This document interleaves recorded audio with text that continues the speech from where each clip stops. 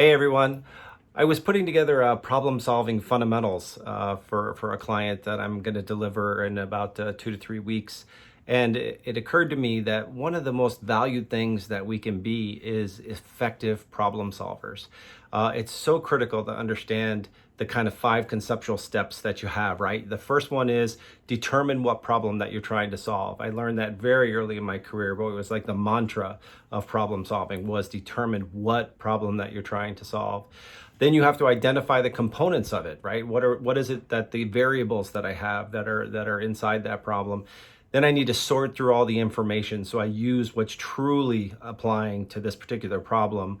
I pick the right methodology and then I start to solve the problem. And choosing the right methodology is really critical. I've seen so many projects that were forced into a DMAIC process that weren't truly DMAIC projects.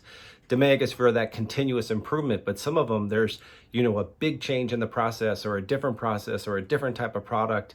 AD is a really good example of that because it was kind of meant for deviations in the process and how to analyze it. That's what the 8 disciplines that are laid out in that process are for. That was developed by Ford, a long time ago.